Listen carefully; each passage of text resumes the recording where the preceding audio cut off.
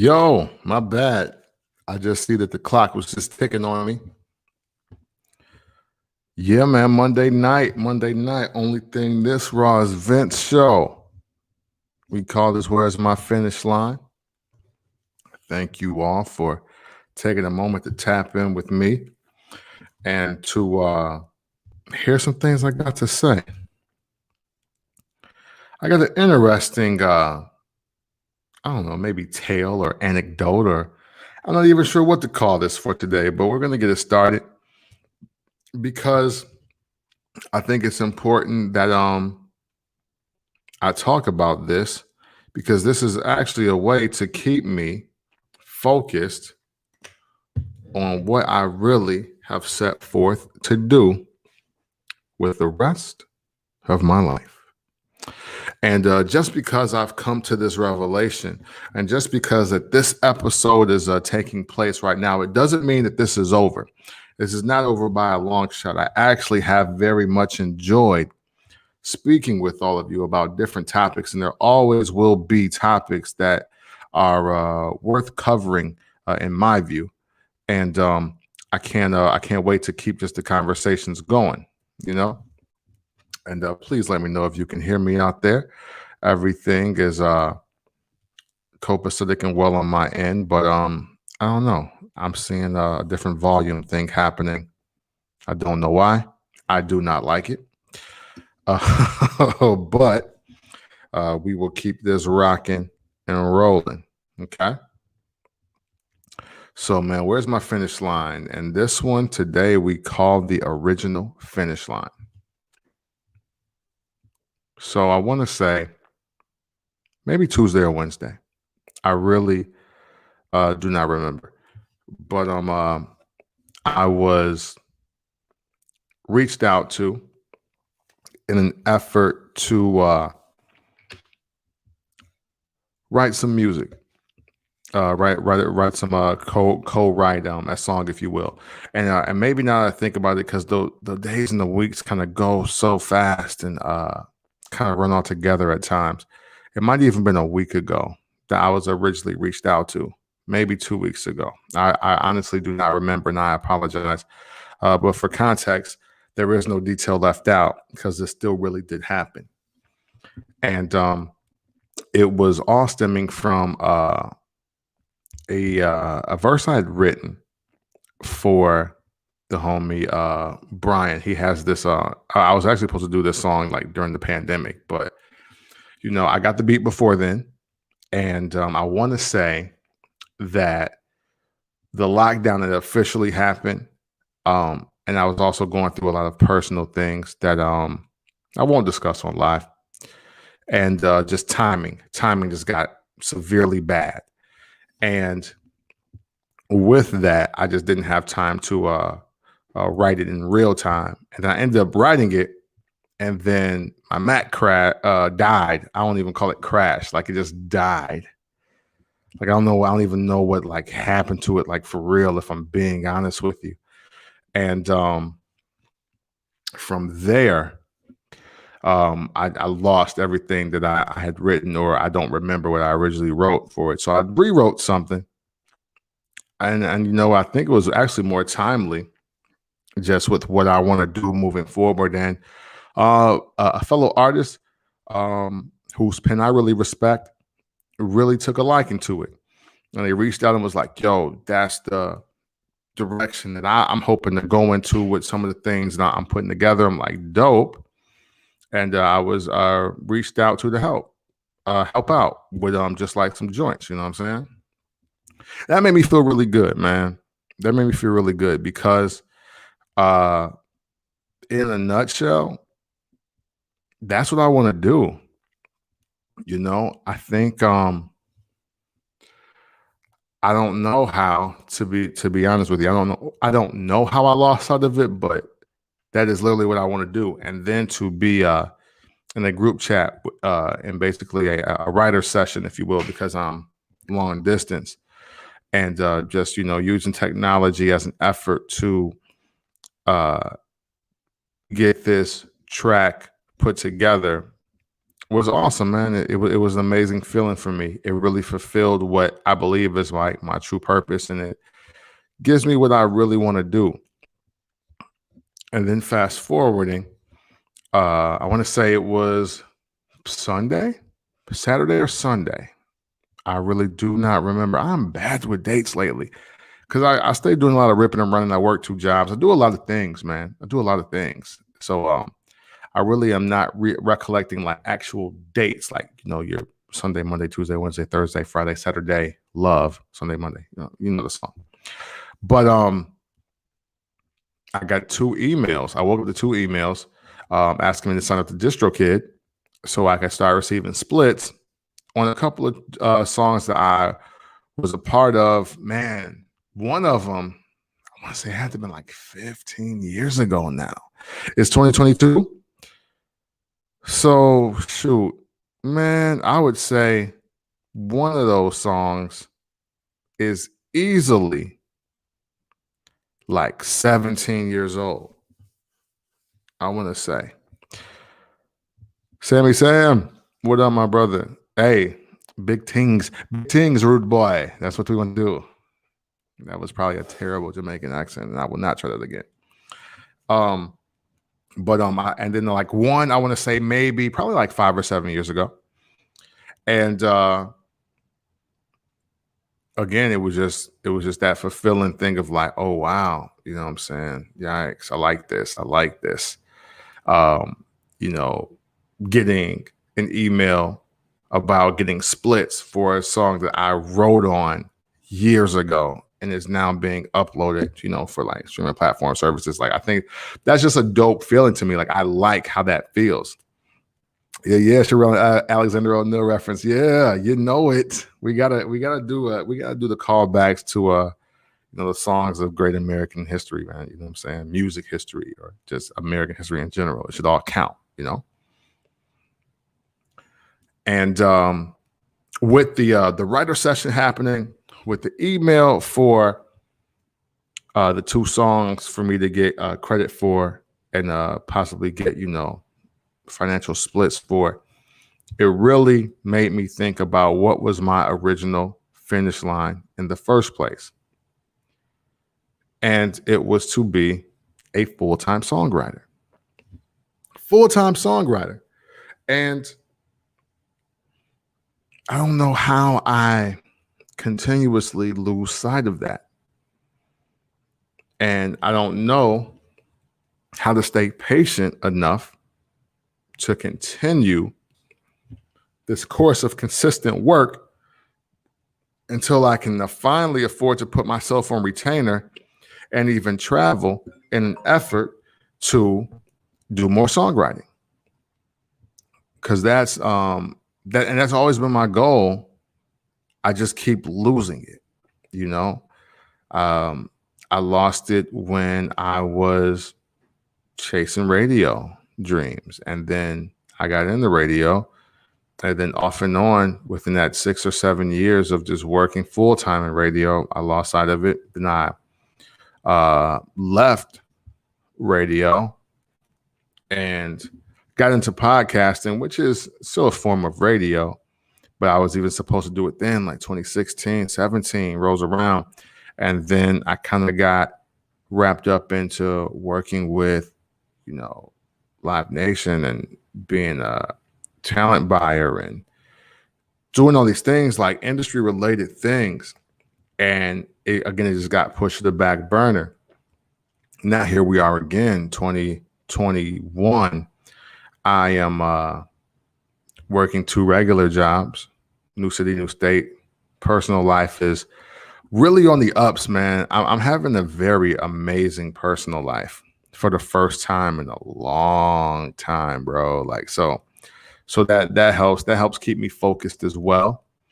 And it was this moment.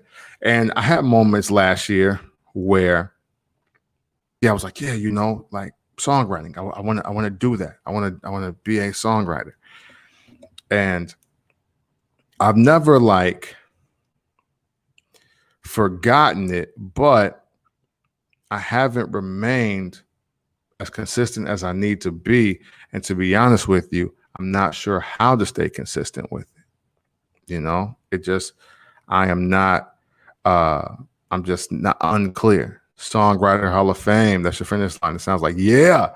Yeah. Hey, man, you know what? And I'm so glad you said that, Sam, because, you know, that is definitely something that I want to be considered for. And I got plenty of time. Like, I got plenty of time because there's still, like, I guess, a lot of songs that I've probably written over the past 20 years that I could probably flip and revamp and give to people. And, like, I think some people can make them very successful. And I'm cool with that. Like, it's a sidebar, kind of real quick. I don't like when specifically the black delegation goes and they downplay and they disrespect the people that want to engage in the performing arts. And it literally don't matter what it is. It doesn't matter if it's dancing, playing instruments, singing, rapping, production, like whatever it is. Like, everybody loves to put a cap on specifically the black and brown people that want to do it for a full-time job.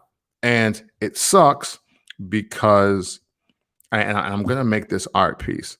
And I've always, well, not always, but I've recently been just thinking about this as I just research people.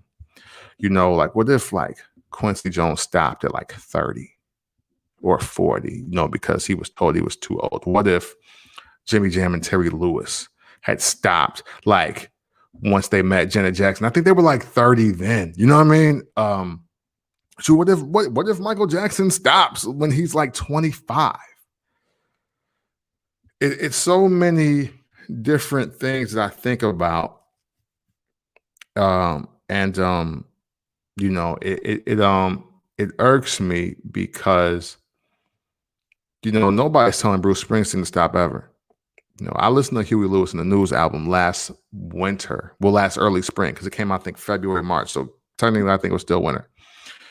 And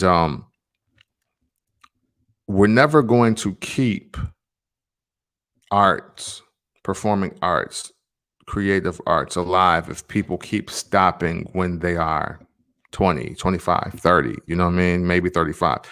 If Jay-Z stops at 30, we don't even get the blueprint. For perspective. You know what I'm saying? Like, for perspective, we don't get the Blueprint album if Jay-Z stops at 30. Think about that. If DMX stops at 30, I don't even think we get to, and then there was X. I don't think so. But it definitely does end there for sure. And this is more than, for me, it's more than being an artist. Like, I don't even care to be an artist. I don't want to necessarily, like, go on, like, tours and award shows and all of that. Like, I really don't care about being like that. But, like, I want to be like Herbie Hancock.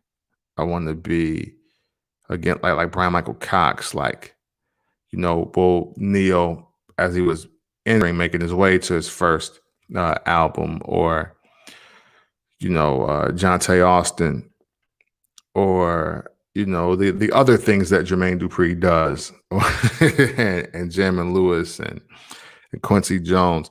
And there is a and the really talented, what is it, Bunny DeBarge? I think she wrote some really great songs, and Rod Temperton and people of that ilk, nature, cloth.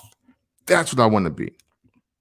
And I just really want to stop losing focus on that. And I know I haven't been writing as much as I need to, because there's still a lot of, like, things I just need to cover and get done. And there are some things I'm working on, but I begin to get really impatient. And then when things start sounding old to me, I love for a good tag out to get a project done with another artist, or I love to just lend a bar to, or a cadence here, or a perspective, or a concept there, because that actually like reinvigorates me to keep creating. And I want to do that for a full-time job. Like eventually, I want to be on retainer for just creating different songs. And that's always been the original finish line. Could I be an A&R? Yeah, I could. Could I be a talent buyer? Definitely. Could I do all of these other industry jobs to say that I'm in it? Yes, I absolutely could. However, nothing feels more fulfilling to me than the actual writing and studio process. I don't mind being a studio rat. And I was going to even take up audio engineering. And I'm not saying that I won't. I'm not saying that's definitely out now. But I would love to get in to this field doing what I feel I do best, you know, which is penning words, putting words together, and making them for the world to hear, whether they come in the form of a rock song, a pop song, an R&B song, a rap song, whatever it is. I want to just contribute to American music. That is like, I want that to be like writing. I want that to be my ultimate contribution. And it's important that I start taking steps towards that. And that I stay focused on doing that as well. How am I going to do that? I don't know. What I tell you what I won't do, though, is I will not get wrapped up into the perils of social media stunting. You know, I think that was an issue for me and just different parts of my career and just other jobs I had. It's like, yo, let me show you I'm working. And that just sounds goofy when you say it out loud. Like, I need to show you I'm working so you can watch me working. Like, I don't care what you see. I shouldn't care. It shouldn't even be about that. It should be about me putting forth the work to be recognized in the circle of people that truly like are my contemporaries, my peers, and that can supply me with opportunities. You know, that's who should see me working. I know we are in this social media era, and you know, documenting the process is a thing, but I don't want to get so wrapped up into that I'm not truly doing anything. That's what I don't want to do. So I'm back to my original finish line. Well, I'll say back to the original path, because Sam brings up a good point here in the comments that, hey, maybe Songwriting Hall of Fame is my true finish line. And how do you get there? Well, you decide that your path will be songwriting. You begin to write songs. You begin to collab with writing songs. And then those songs hopefully gain an audience, become a success, generate money, win awards, and then you're considered for the Songwriting Hall of Fame. And that sounds like a pretty dope job to me. My mouth was all over the place. Pause. That sounds like a pretty cool job to me. So I believe that's where we start, man. That's where we have nailed down the path, and now we see where that path takes us. And I know I should know this, but I don't. I need to figure out how to document this process. I need to figure out how to expose myself to this process, how to get placements in this process. If anybody can offer me any clear insight on how to get placement for songwriting and studio sessions, I'd love to hear it. My guess is that I write songs, send them out and or record them so people can hear them, like they can hear like some work that I've done, some words that I've put together. They get a feel for my writing style or the styles that I can write, and then I would be sought after. That's my thought. I don't know if that's true or false or not, but just the act of being added to DistroKid this weekend, and to see that 2 songs are going up, and then also, going back to 2020, I have Unify with Cloak the Scribe, I have Wormhole with Cloak the Scribe. So in total, I got like 4 songs that are out in the atmosphere that can be the building blocks to me getting more songs out there so I can pursue a career in songwriting. So, it's not like I'm starting from totally behind the 8 ball. It's not like I never wrote a song in my life. It's not, it's not that I've been totally aloof the last 20 years and I'm starting very fresh and brand new. We're just kind of starting over, I guess. We're starting with new and improved focus. We're starting with some actual songs that we can use. Like, I wrote to a lot of Jack beats in my day. That's what the late 90s, early 2000s, and even a good part of the early 2010s were all about. You just hop on something that you feel and start doing it. And I don't know how the clearance works with that. Maybe I got to talk to 38 Special Peeps, because he definitely dropped a whole project called 1995, and he rapped on a whole bunch of beats from 1995. And I was like, that counts now? I got to figure out, like, if it's just about making the project free, then I got a whole bunch of songs that I want to repackage that I think are well-written songs to just get me a digital footprint, like a footprint of just like, hey, these songs were written by this guy. Check them out. So I need to look into that. Maybe that's just the next step for me, because I will package something just to have it out there to be seen and to be heard, and just make sure that I don't receive any royalties from it, because it doesn't matter. I'm going to write things greater than what already exists. So I think about that as well. Where's my finish line? Yeah, man, the original finish line, being a full-time songwriter. That's what it was. But now maybe, just maybe, that is meant to be the path, and the real finish line is being in the Songwriting Hall of Fame. I got a lot to think about. Got a lot a lot of work to do as well. But now I do have greater peace of mind on what to do and how now. As long as I never, just waver from that. I don't want to waver. I need to stay focused and continue to do that. Do a 2002 project and rap over all and get the Rich or Die Trying. Hey, that's not a bad idea. It's not a bad idea. But why Get Rich or Die Trying specifically? I just want to know. I like to pick your brain. Hi, Krista Hayes. Versatile, what up, sir? Yo, and to just go back to earlier, Versatile is the person that I got the emails from about the songs that were being uploaded through DistroKid this weekend. So he is also a catalyst to why I realized how much songwriting was my quote original finish line. But we're changing that original finish line to the path.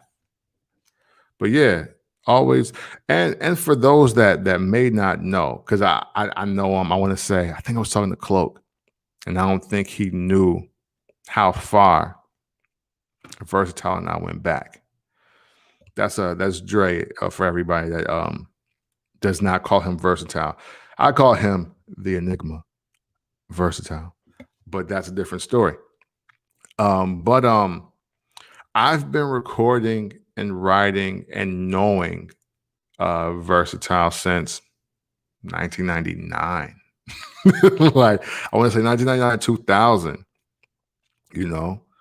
So, When I say he's the enigma, versatile, I really do mean it, and I really do speak from a place that like I really know him. Like I was thinking of some songs that we had did after he had sent those, and I was like, yo, he raised a really good point in the chat that we have.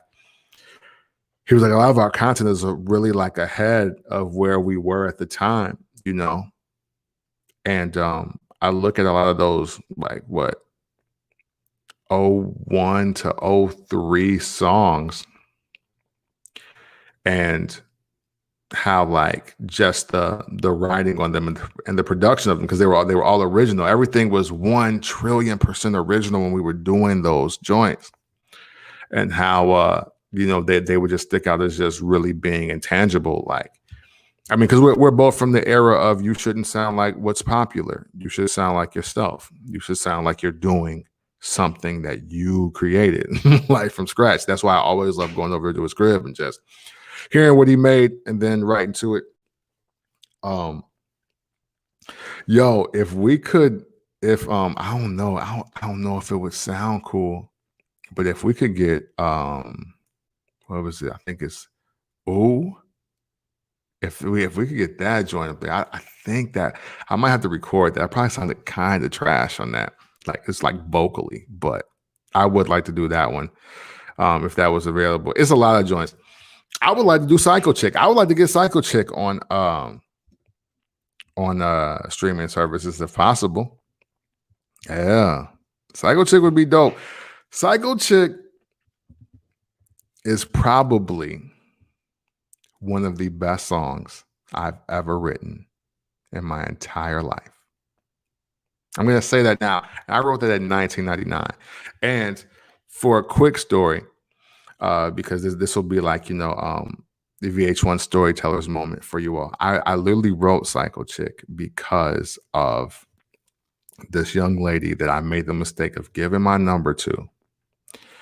And she was like, and she wasn't exactly a stalker, but I felt it going that way. So like I stopped returning her phone calls. I never did like one-on-one dates with her. I definitely didn't invite her over to get her cheeks blasted. None of that, because it started off like just too wild. BBD was very right.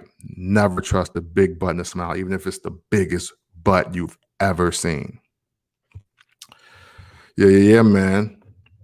The attack is on. Psycho Chick, definitely. Yeah. Hey, look, if we could do something with Psycho Chick, that would be super dope.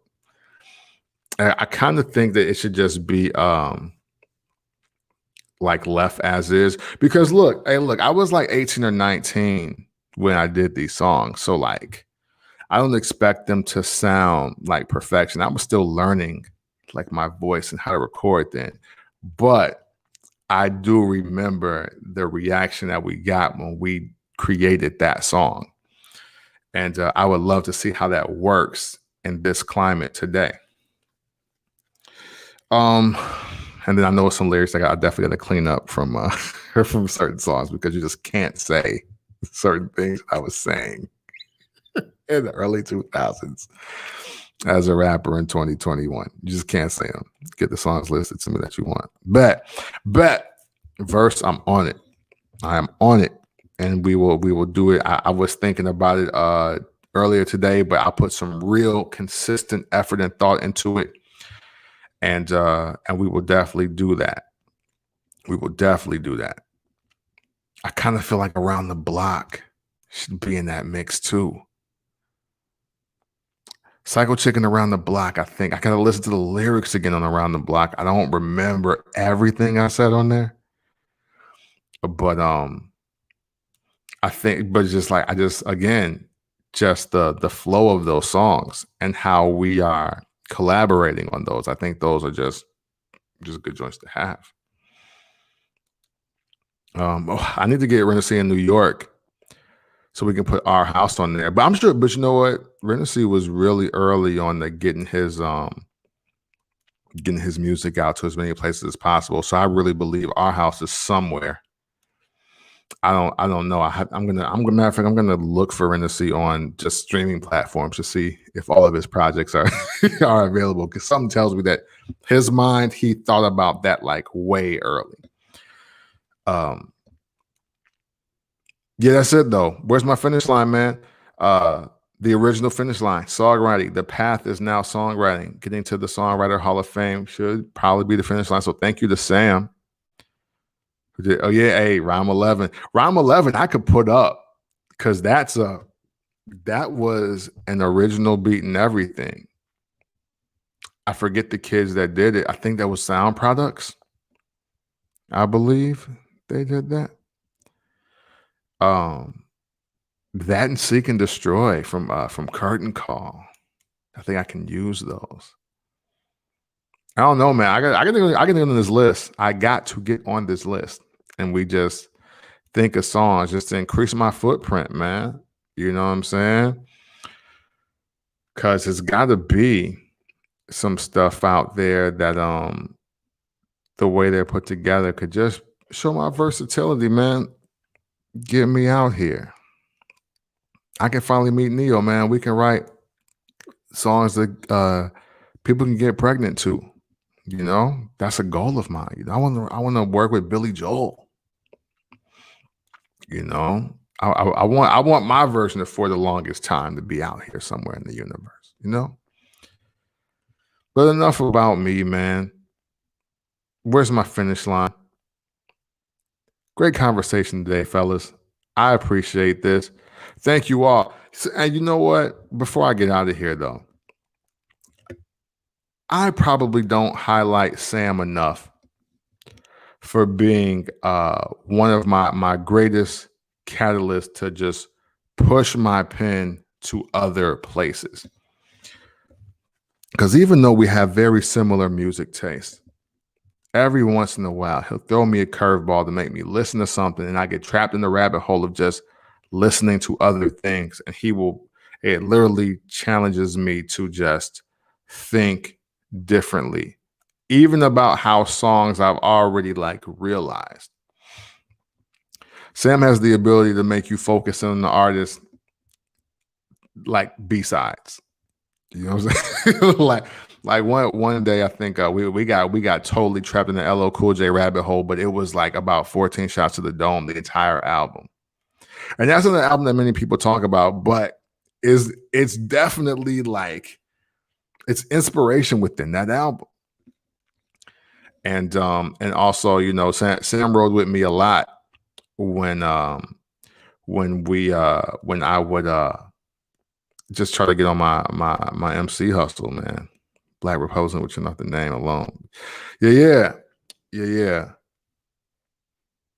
I would if I got to figure out the situation with Jack Beats, because I won't lie, man. I love my verse on Black Republicans. I love my verse on that. That was one of my like just my personal favorite. Like even if everybody was like, man, that's garbage, I would love that. You know what I'm saying? Saying niggas out the drown like Bush did. Send a memo about a plane hitting your building. I feel like a Black Republican. So, yeah, okay, yeah. All right. Let me chill. Y'all didn't come here for all of that. Y'all didn't come here for all that. Where's my finish line? It's jewelry time because we're a little bit over 30 minutes, unless there's just more to talk about, which I doubt. There's more I could share, but I should probably get to work. I should probably get to thinking about this list and just things that we can do. And I got to hear these songs. Unfortunately, wait, no, I do have I got somewhere to play CDs, I believe. Yeah, probably in my truck.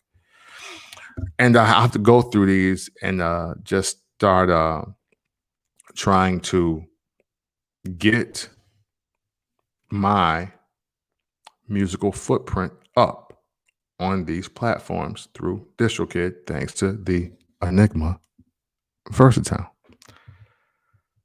So it's time for jewelry, guys. All right. So today,